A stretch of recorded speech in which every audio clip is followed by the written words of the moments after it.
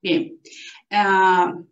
En principio, saludar a los organizadores, a los ponentes, a nuestros exalumnos de pregrado y posgrado del Pedagógico de Caracas y de nuestra segunda casa, que es la Escuela de Pedagogía de la Pontificia Universidad Católica de Valparaíso, que sé que están muy emocionados por vernos. Nosotros nos encontramos en este momento en Canadá, trabajando para la Universidad de Western Ontario, en un instituto específico para hacer investigación llamado Robarts Research Institute. Pero no nos olvidamos de nuestras raíces como docentes del Pedagógico de Caracas y todo aquel tema que esté relacionado con la enseñanza, problemas de la enseñanza, la alfabetización, nos sigue moviendo. Roberto en el área de la neurociencia y la cognición, yo también, pero en este momento perfilando nuestra experticia hacia la neuropsiquiatría. Un poquito bastante alejado del entorno académico, pero con interesantes resultados para reflexionar acerca de la lengua. Y ya verán las relaciones. Sí. Nuestra conferencia se titula Neurocognición en la escritura epistémica, movilización del conocimiento experimental de la escritura epistémica desde el laboratorio hacia la sala de clases. Quiero decir que a última hora se han incorporado dos colaboradores, los ven ustedes allí abajo en la pantalla, María y Alberto, que en su momento tomarán el derecho de palabra. Declaramos que no hay ningún conflicto de interés ni gubernamental o privado para la realización del proyecto que le vamos a comentar. Un poco del contexto, de nuestra motivación, que es lo que queremos compartir en esta conferencia. Un grupo de investigadores, tanto docentes del sistema universitario en diferentes países y también investigadores experimentales específicamente de la escritura, como el profesor David Goldberg en la Universidad de Southampton, Reino Unido, Firli Vallen en la Universidad de Groningen, Holanda, Pierre Olive en la Universidad de Poitiers y nosotros en Western Ontario, hemos intercambiado impresiones acerca de lo que hemos visto en el aula en relación a las actividades de escritura y nos planteamos casi que el universo en esa pregunta que ustedes tienen allí, pero que nos ha motivado mucho a seguir un proyecto internacional cuyo esfuerzo interdisciplinario es coordinado con todos estos investigadores. Si me permiten leer la pregunta: ¿cómo el ser humano logra integrar las dimensiones educativas, lingüísticas, cognitivas y biológicas en un singular mecanismo de aprendizaje que ocurre en actividades como la escritura? Docentes en el área de la lengua y otras disciplinas saben la importancia que tiene la escritura. Por eso es que este proyecto, de algún modo, lo que intenta es caracterizar el mecanismo biopsicosociolingüístico de la escritura epistémica. Ese es un constructo que vamos a desarrollar a lo largo de la conferencia, en un estudio contrastivo entre lenguas. En este momento, las lenguas que están siendo investigadas por las razones de origen de cada uno de los investigadores son el inglés, el francés y el español. Esta conferencia va a tratar los aspectos teóricos de este proyecto, neurociencia en la escritura epistémica. Va a desarrollar aspectos teóricos como la importancia del lenguaje en el aprendizaje, las hipótesis que nosotros estamos manejando, la integración de esas hipótesis a modelos que explican las ventajas o los efectos que tiene escribir para el aprendizaje, la perspectiva metodológica que debemos decir con orgullo, Roberto y yo, que ha sido escogida por los investigadores, el método experimental que ya está publicado en la revista Journal of Writing Research en el 2009. Ustedes tienen el vínculo allí y al final hay una serie de referencias para aquellos que quieran seguir ahondando en este tema. La operacionalización del proyecto está desarrollado en 3 fases: desafíos experimentales, generalización del mecanismo con diferentes géneros textuales y la validación del modelo en el contexto venezolano. Y aquí les hago un paréntesis, porque lo que quiero decirles que lo que está sobre la mesa es una invitación de participación a la Universidad Venezolana. Si existe alguna agenda oculta en esta conferencia, es que queremos que la Universidad Venezolana participe. El español que queremos trabajar es el español de Venezuela. Ahora vamos a desarrollar un poco los aspectos teóricos. Yo creo que cualquier profesor va a estar absolutamente de acuerdo con estas ideas que quiero compartir en esta lámina de la importancia del lenguaje en el aprendizaje. Una cosa es enseñar contenidos a través de la lengua y otra es la enseñanza sobre la lengua. Y esas son 2 caras de una misma moneda que debemos trabajar todos los docentes en el ámbito académico, sean de lengua o de otra disciplina. Porque recuerdo el trabajo de Carlino 2005, el asunto de la alfabetización académica es un asunto y un fenómeno de todos los docentes que hacemos vida en el ámbito académico, no del profesor de lengua nada más. Y esto un poco a propósito de la ponencia que nos antecede del profesor que trabaja en el área del periodismo, de la comunicación en el ámbito del periodismo. Aprender es crear significados. En este sentido, la lengua es el sistema semiótico más potente para realizarlo. Podemos hablar de un sistema semiótico monomodal, por la palabra simplemente, pero también sabemos que en el entorno académico no solo la palabra tiene información y nuestros estudiantes tienen que ver textos con otros artefactos semióticos, que podemos decir que es el ámbito de la multimodalidad, cuando el estudiante tiene que aprender a entender qué es una tabla, entender qué es una fórmula o unos gráficos que acompañan el discurso escrito. El conocimiento también no solo se expresa en palabras, sino que es a través de ella que existe. Por lo tanto, podemos estar nosotros perfilando que por ahí hay una idea de que ciertamente escribir afecta el aprendizaje de nuestros estudiantes. Y creo que la mayor aseveración que estamos haciendo en este momento es el punto número 4. Entre más oportunidades tengan nuestros alumnos de pensar en voz alta, y nosotros decimos además en papel, porque tenemos evidencia experimental de ello, de pensar en voz alta o en papel, las posibilidades del desarrollo del pensamiento crítico se van a multiplicar. Y creo que todas estas aseveraciones pudieran de alguna manera señalar por qué es difícil enseñar a aprender a través de la escritura en las universidades. Bueno, ahí tenemos una caricatura que un poco resume gran parte de nuestros problemas. Una docente pidiendo a los alumnos escribir sobre lo que hicieron en las vacaciones de verano. Y el niño le responde que porque si es que acaso ella no sigue su Twitter o su Facebook. Y esto lo podemos extrapolar hasta el ámbito universitario. ¿Qué es lo que pasa allí? Que lo que hay de algún modo también es unos problemas no solventados en el ámbito académico. Los estudiantes no tienen verdaderos destinatarios, solo el maestro. Los estudiantes no tienen tareas motivantes de escritura. Y hay un apego de alguna manera a solo repetición de contenido. Entonces eso no permite pensamiento creativo en ninguna actividad de escritura. A la pregunta de por qué es tan difícil enseñar a escribir para aprender, nosotros podemos decir, en primer lugar, que la escritura en sí misma es una actividad multipropósito. La persona reflexiona y se emociona cuando escribe. La persona lee también cuando escribe, pero también aprende. Y por lo menos en los ámbitos académicos se corrobora entonces esta condición de objeto multitemático porque es analizable desde diversas perspectivas. Tenemos propósitos de comunicación que pueden subrayarse, por ejemplo, en esto de la utilización de una caricatura para hacer una denuncia social, los propósitos de comunicación permanente entre los usuarios de un sistema de comunicación. Hay dispositivos distintos en los que se está escribiendo, ya no solo papel.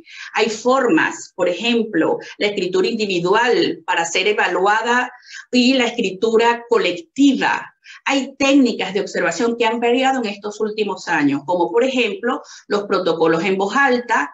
Hoy tenemos, gracias a las neurociencias, la posibilidad de utilizar eye tracking data o utilizar esta otra herramienta que es keystroke logging, que permite ver el proceso de la escritura y saber cuándo se detiene un estudiante para escribir algo, hacia dónde se va, hacia dónde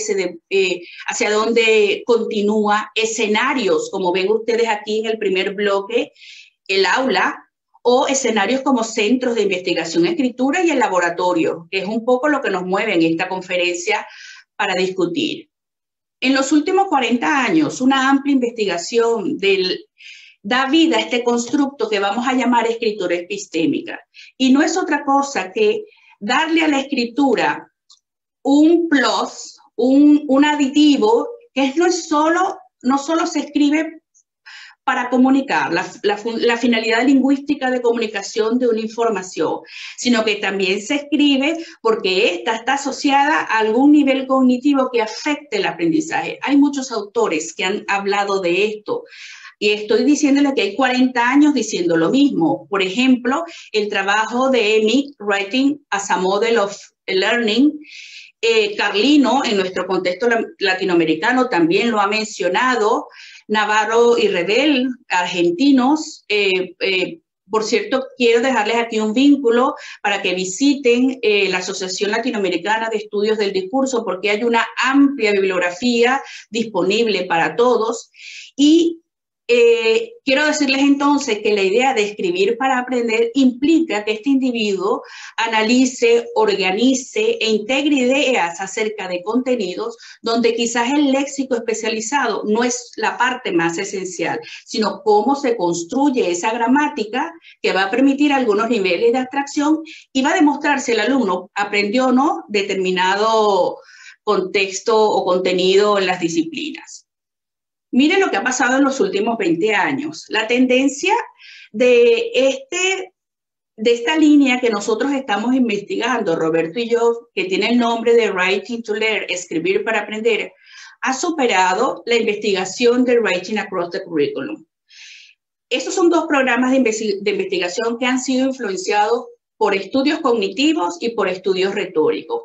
Hoy puedo decirles que son también de algún modo las dos caras de una moneda en nuestro actuar como docentes del ámbito académico, pero ¿qué hago con mostrarles estas dos gráficas en las que vemos cómo ha superado Writing to Learn en los últimos 20 años? Ya ha superado prácticamente el doble de las citas, de los trabajos que se están haciendo. Porque de algún modo nosotros estamos como docentes interesados en que nuestros estudiantes adquieran conocimiento disciplinario, conceptos de las disciplinas, de la comunicación social, del periodismo, de la comprensión y producción de texto, pero que también aprendan a socializar ese conocimiento de la disciplina vía género. Por eso aprenden géneros textuales, que son propios para ámbitos académicos o para ámbitos profesionales. Hay una serie de hipótesis que intentó manejar Klein en el 99, estamos hablando de una cantidad de años atrás, y que pusieron en tela de juicio los grandes modelos de composición de la escritura que nosotros hemos conocido, los que manejamos comprensión y producción de texto, que hemos conocido a lo largo de los años.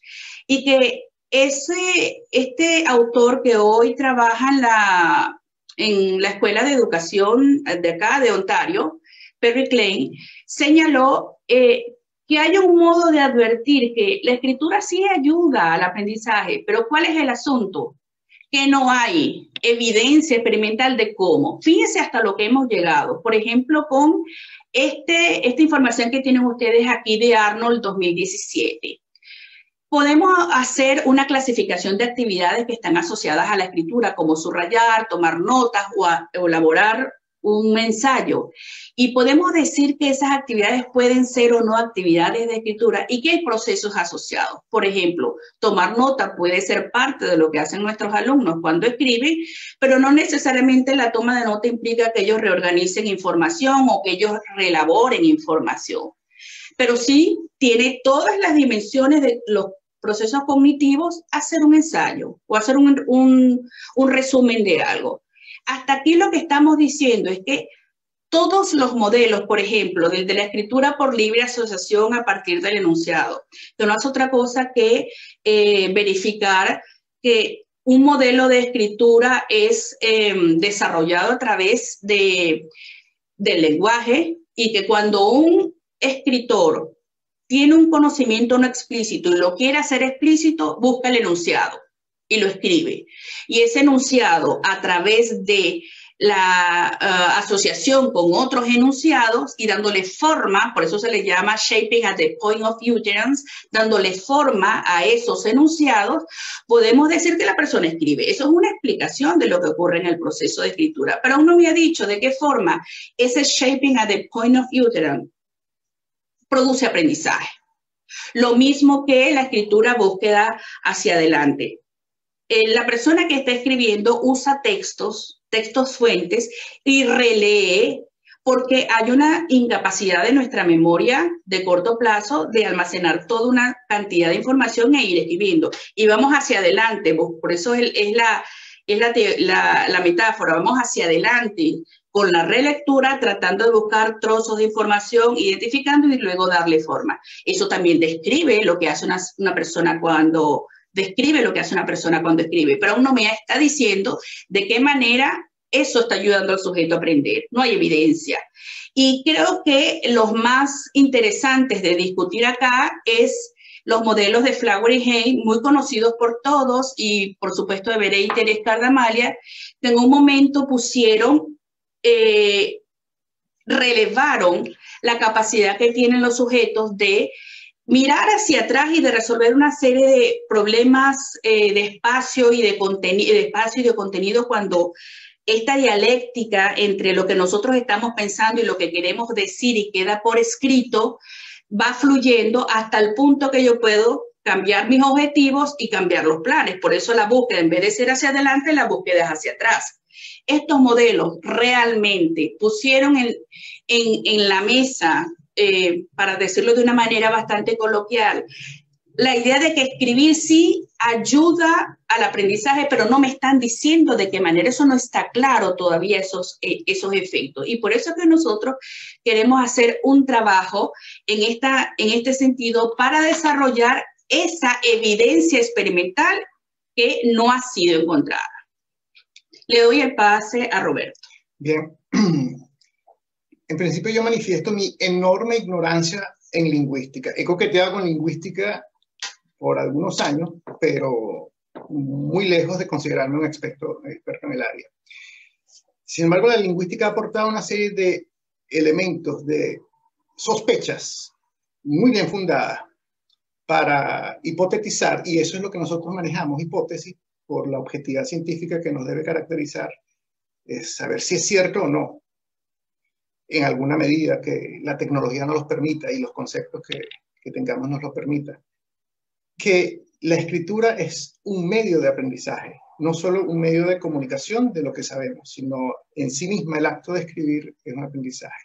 Y todas estas teorías que han andado circulando, e hipótesis que han andado circulando durante los últimos 20 años, que siguen creciendo exponencialmente en el número de publicaciones del tema, han sido integradas, las hemos integrado de tres perspectivas: Thierry, Dave y nosotros. Dave ha propuesto, Galbraith ha propuesto que todo eso que se ha sustentado en las cuatro hipótesis que Klein Perry presentó hace unos años, se puede sintetizar en un modelo dual en el que él sostiene que la escritura en sí misma es un acto de resolver problemas, y que es resolver un problema, es resolver una incertidumbre, y es el ser humano como organismo biológico busca establecer unos niveles de incertidumbre muy bajos en su interacción con el mundo.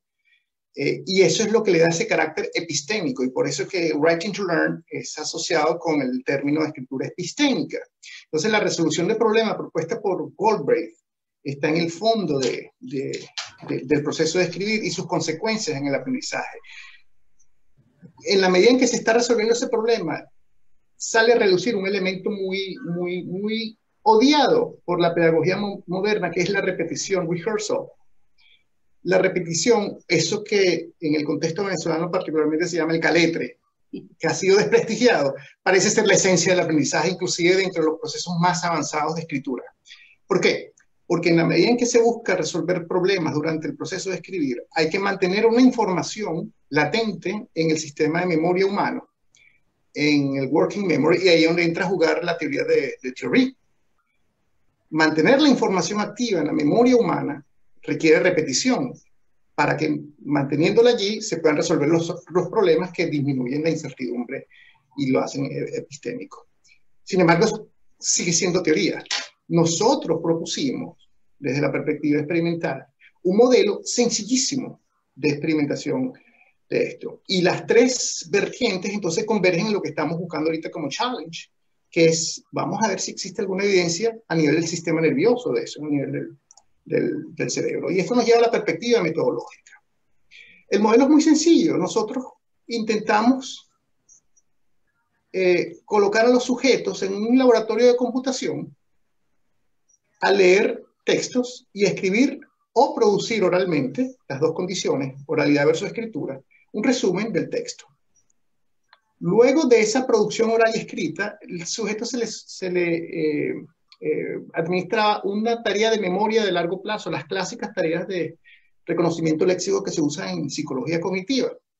Y nosotros observamos que los sujetos, que la condición de escritura aumentaba el tiempo de disminuía el tiempo de recuperación en la memoria de largo plazo del contenido del texto que había sido inicialmente leído. Es decir, la persona que cuando escribía el texto, el resumen del texto, podía recuperar mucho más rápido y con mayor accuracy y eficiencia los conceptos que había leído en el texto, en comparación con la oralidad. Eso lo propusimos con un modelo matemático que no cabe en este sentido, menos que nos lo pidan, la descripción en profundidad. Simplemente la persona accedía más rápido a la información y esa información era más accurate, era más precisa. Eso fue la publicación que da pie al paradigma metodológico que está ahorita desarrollándose. Ahora, eso lo marcamos en un gran proyecto que tiene tres fases, unos desafíos experimentales, una generalización, porque nosotros usamos unos textos, particularmente Angélica, que fue la encargada de esa fase del estudio, utilizamos unos textos muy hay un background ahí, utilizamos unos textos un tipo de texto muy específico. Y después tenemos que validar, porque buscamos validar eso en el contexto venezolano, por una razón que ya María y Alberto nos van a explicar de alguna forma luego. Entre los desafíos experimentales, el fundamental es encontrar evidencia. Y la evidencia que estamos buscando desde nuestra posición es una evidencia neurofisiológica. ¿Qué queremos decir con evidencia? Muy en boga está circulando en la pedagogía moderna la palabra neuroeducación, neuropedagogía, neuroaprendizaje, es decir, le antecedemos neuro y podemos vender nuestras teorías pedagógicas muy innovadoras, muy creativas, pero desde alguna perspectiva un tanto especulativa. ¿A qué me refiero con especulativa? De una manera, motivar una teoría en elementos neurofisiológicos o biológicos es eso, está motivada en. Pero tener una evidencia de lo que la teoría predice a nivel neurofisiológico es algo muy diferente. Es algo así más o menos como cuando nosotros vemos las películas que dicen basada en la vida real versus las películas que dicen inspiradas en hechos de la vida real.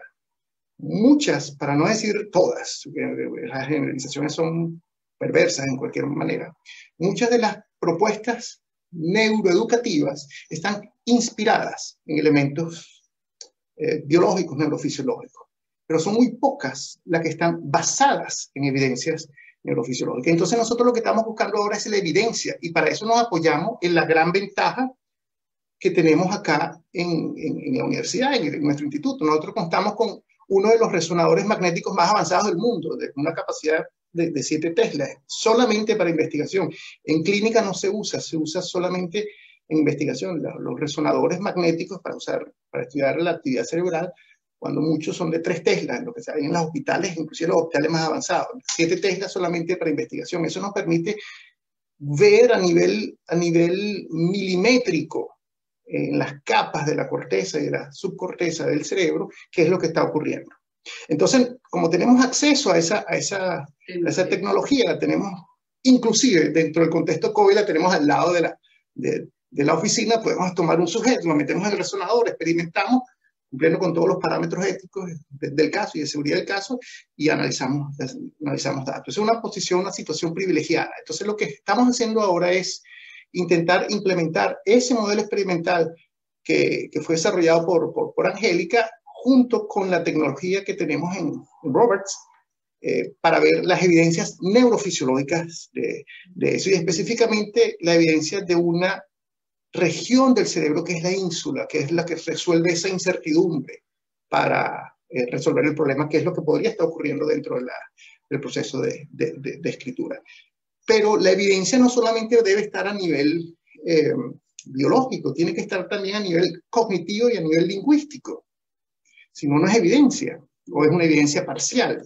Entonces estamos buscando también integrar en modelos matemáticos, mágicos matemáticos, por decirlo de alguna manera, siempre de esta forma, esa evidencia cognitiva, esa evidencia lingüística y esa evidencia cerebral, para después llevarlo a la clase. Y la evidencia cognitiva es muy sencilla, con el paradigma que inventó Angélica, la disminución del tiempo de acceder a la información en la memoria a largo plazo. Eso se puede medir en un laboratorio, de cualquier laboratorio de computación de las universidades. La evidencia lingüística la estamos trayendo entonces en la neuropsiquiatría, porque en pacientes con esquizofrenia hemos encontrado que hay alguna similitud entre los niveles de aprendizaje avanzados, cuando la persona ya ha consolidado su información en la memoria a largo plazo, y ciertos estados psicóticos. Entonces, esa misma metodología, esos mismos indicadores lingüísticos que son encontrados con métodos de lingüística computacional, también utilizados por Angélica, nos permite establecer diferencias en los niveles de aprendizaje. Y luego, cuando pasamos al pedacito con el que contribuyo yo, que es el pedacito neurocientífico, podemos diferenciar 2 tipos de niveles de aprendizaje basados en los indicadores lingüísticos y en los indicadores cognitivos.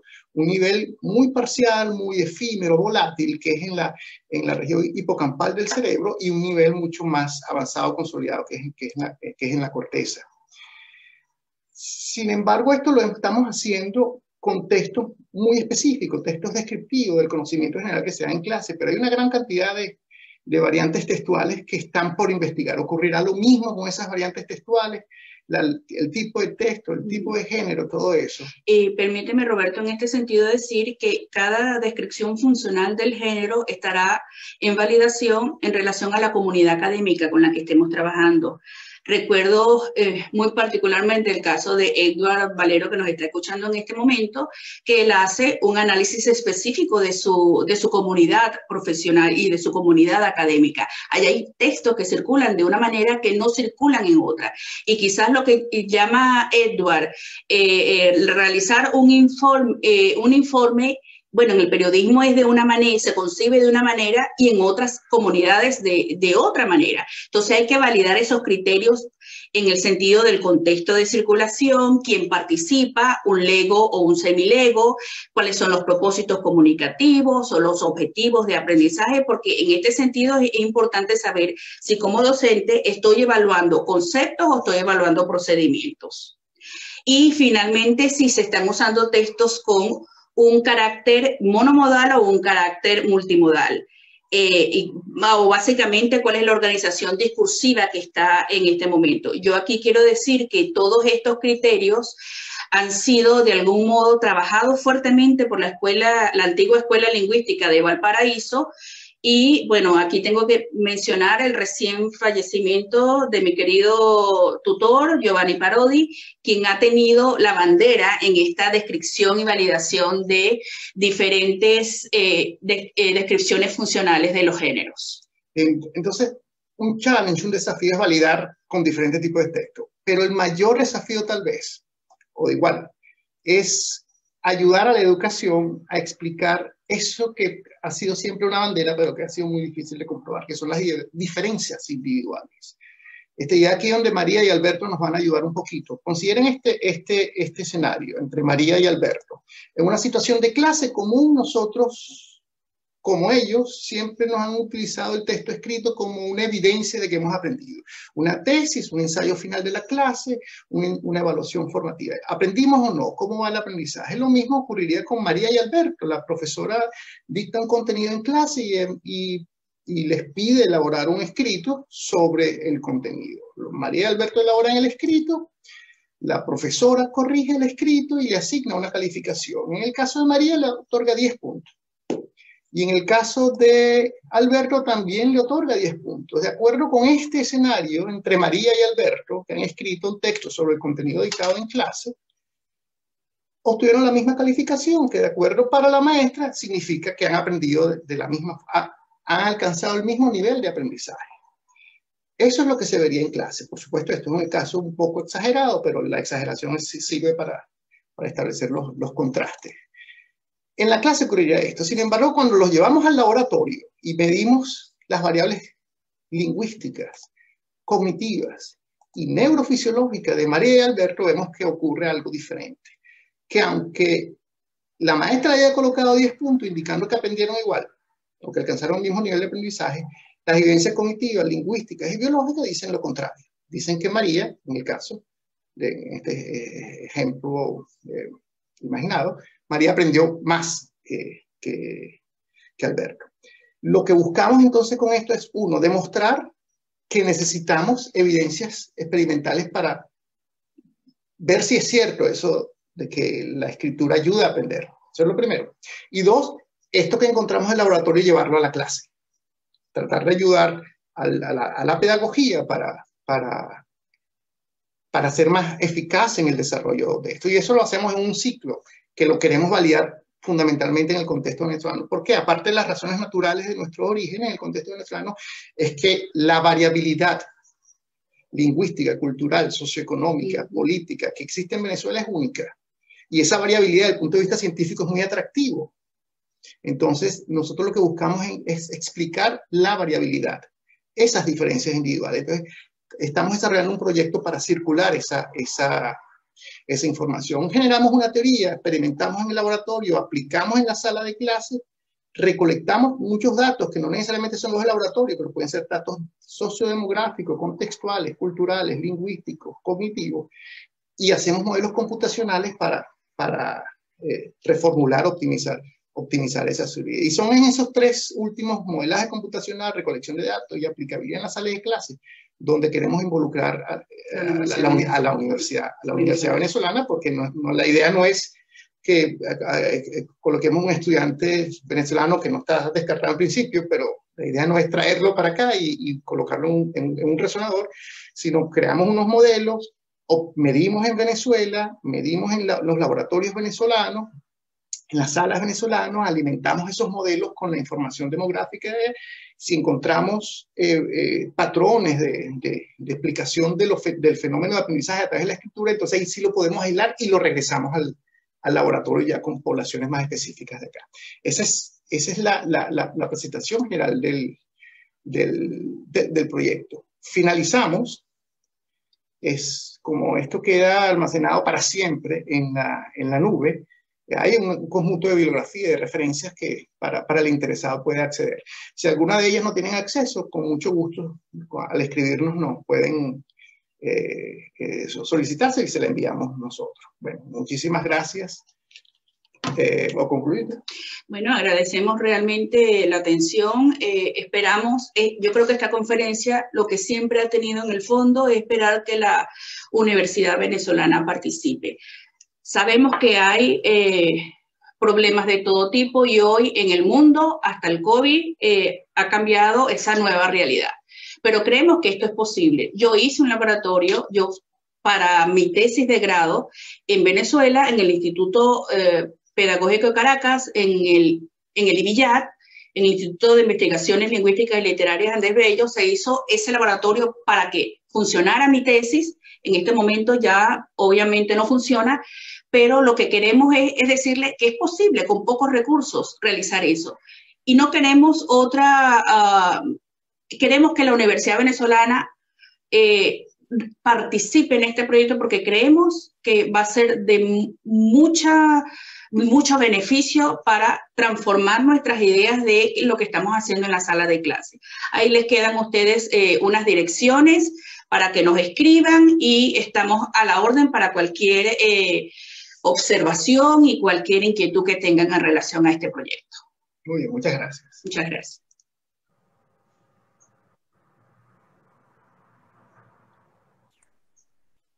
Muchísimas gracias, profesores. Maravilloso trabajo. De verdad que sí. Por aquí tienen una pregunta en el chat de YouTube. La persona... Ya va. Katy Vera les pregunta, ¿pudo haber sido comprensión y lectura en vez de leer? Me queda la inquietud. Sí, cuando nosotros montamos el modelo general, obviamente no ahondamos en los procesos específicos y en líneas generales, cuando se escribe, hay un trabajo de comprensión y las fases de comprensión están involucradas en el momento en el que yo estoy o buscando información, releyendo, que es una actividad fundamental que yo hago donde la escritura, reconociendo trozos que son familiares para el escritor. Me encuentro con unos números que señalan fechas. Bueno, aquí tengo un trozo de información que es cronológico, aquí tengo un trozo de información que es descriptivo. Esa comprensión que estoy haciendo de ese discurso escrito me lleva a jugar con otra serie de procesos cognitivos como la elaboración de inferencias, que es sumamente importante, pero en el fondo mi mirada o nuestra mirada fundamental es saber que la escritura es el gran objeto de estudio y que dentro de ella obviamente hay otros procesos cognitivos fluyendo, como nos acaba de hacer la amiga la pregunta, y son procesos de comprensión específicamente. Voy a agregar algo tal vez controversial. Se ha igualado, sobre todo en los medios educativos, el aprendizaje a la comprensión. Y la evidencia cognitiva y la evidencia, y me refiero a evidencia experimental, un pedacito aislado, parcial, con sus sesgos, pero es evidencia. Indica que comprender y aprender, aunque están relacionados, no es lo mismo. Se puede comprender y no haber aprendido. Si evidenciamos el aprendizaje como el almacenamiento relativamente permanente en la memoria de largo plazo, ahí es donde encontramos esa diferencia, por ejemplo, entre María y Alberto. María logró consolidar ciertas networks, para ser muy generales, a nivel cortical. Eso es memoria de largo plazo. Mientras que Alberto estuvo todavía latente el aprendizaje porque tenía más actividad a nivel de una región que se llama hipocampo. Y posiblemente la profesora, cuando leyó ambos textos, entendió que estos dos muchachos comprendieron la clase. Pero sus niveles de aprendizaje pudieron ser diferentes. Entonces, hay ciertas teorías que equivalen aprendizaje y comprensión. Nuestras evidencias indican que aprendizaje y comprensión relacionados no es lo mismo. En la medida en que buscamos esos tres tipos de evidencia, lingüística, cognitiva y comprensión. Sí, y permíteme añadir que cuando hablamos entonces de una escritura epistémica que puede trabajar con no solo una fuente, sino con dos, implica que el sujeto o el estudiante ha hecho un gran esfuerzo para comprender dos fuentes. Esas dos grandes informaciones las analiza, las comprende, las lee y las debe integrar en un solo conocimiento. Allí si pudiéramos hablar de algún modo de cómo ha afectado esa comprensión de la lectura dentro de una actividad mucho más global, mucho más multitemática como es escribir para dar evidencias de aprendizaje. Aquí, María, en el chat veo que dice escritura epistémica es central, pues abarca comprensión y construcción del conocimiento. Es fantástico esa expresión que acaba de decir Mariela Pérez.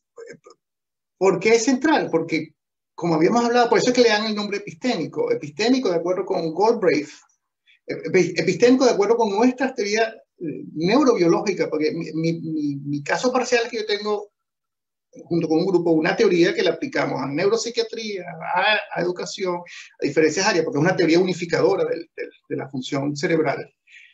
Cuando la llevamos a educación, el epistémico es la resolución de esa incertidumbre. Cuando la persona está escribiendo, es nuestra especulación, y hasta ahí llega a nivel de especulación, está resolviendo problemas y por tanto construye. Y esa construcción es la que baja la incertidumbre. Y entonces esa región que habíamos mostrado una de las láminas, que es la ínsula, debería hipotéticamente bajar su nivel de actividad y facilitar la consolidación del aprendizaje. Entonces, eso que llamamos desde el punto de vista, que llaman los pedagogos desde el punto de vista educativo, construcción del conocimiento, no es más que desde otra perspectiva, disminución de la incertidumbre, lo que le da ese carácter epistémico. Totalmente de acuerdo con lo que dice Mariela en ese sentido.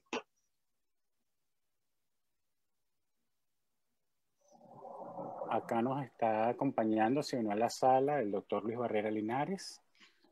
Saludos, Luis. Querido profesor. De toda la vida. ¿Cómo está mi pareja preferida? Muy bien. Mi querido profe, ¿cómo estás? Envidiándote el cabello, Luis. Yo por lo menos. No creía que me queda mucho ya. No, el bigote no lo envidio, pero el cabello sí, el cabello sí. Saludos a la profe Lucía. Mucho gusto, no está acá, está trabajando, pero les dejo muchos saludos conmigo. ¿Y cómo está la tía Camila? Perdón, la tía Eloína. Bueno, escuchando el Congreso para después comentar. No se ha cambiado el nombre todavía, veo. En absoluto. Un gran abrazo. Gracias. Un gran abrazo. Gracias por estar acompañándonos, profe. Para ustedes. Dios los bendiga. Amén. Por aquí les manda un saludo Sofía Di Capua. Saludos desde Chile, mi querido Angélica y Roberto. Qué gusto escucharlos y qué relevante el aporte del trabajo que están realizando.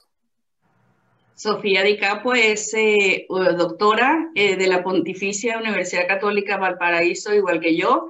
Nos graduamos en diferentes generaciones y ella tiene un tema muy interesante que me hace recordar a Edward Valero, porque también desarrolla las representaciones sociales que hay en la escritura de estudiantes de la carrera de Comunicación Social y Periodismo en Chile. Muy bien. Bueno, muchas gracias. Ya el tiempo lo tenemos al tope. No me queda más nada sino que agradecerles a todos los integrantes de la mesa y a nuestros conferencistas de lujo hoy a mediodía esta fabulosa conferencia. No sé si Sergio quiere decir algo para cerrar.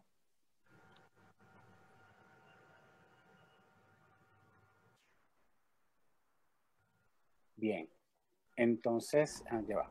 Ya mi micrófono estaba cerrado, hablaba y sin micrófono. Bueno, excelentes aportes. Sigue nuestro colectivo en Venezuela y en el mundo sigue mostrando su caridad y nos quedan 2 días, esta tarde, el jueves y el viernes de mañana, para seguir escuchando esos trabajos que nos llenan de alegría y de esperanza, porque realmente hemos sido golpeados por algo más que huracanes y realmente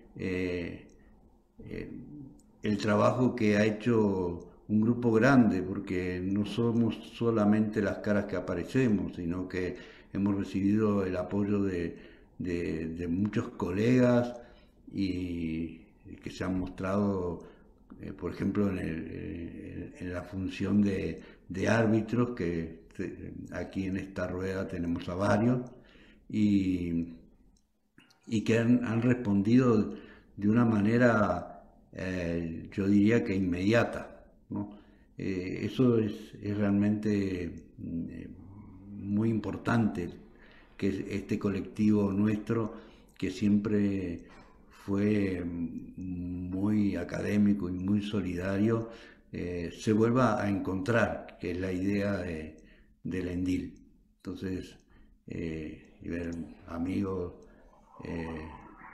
comentaba con José Alejandro, que no lo veía desde que fui jurado de su trabajo de grado, Luis, Mariela, que no se ve pero está, Edward, que no nos conocíamos antes pero nos estamos conociendo, bueno, Angélica y Roberto, ni qué decir, y con Oscar, que llevamos años metidos en sueños comunes, ¿no?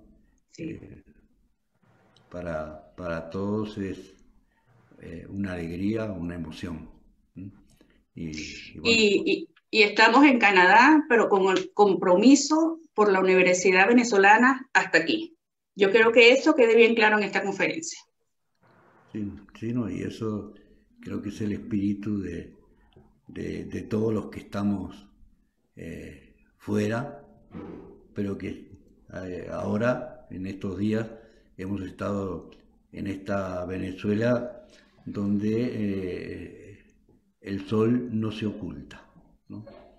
Es esta Venezuela peregrina, pero enraizada, ¿no? Entonces, bueno. Un abrazo para todos. Sí. Igualmente, muchas gracias. Los invito nuevamente por acá a las 2 de la tarde para que continuemos con nuestra sesión por el canal de YouTube. Muchas gracias a todos. Agradecida, Oscar. Muchas felicidades y éxitos. Bueno, éxitos, saludos, gracias. Profesor Cerrón, nos vemos, seguimos viendo.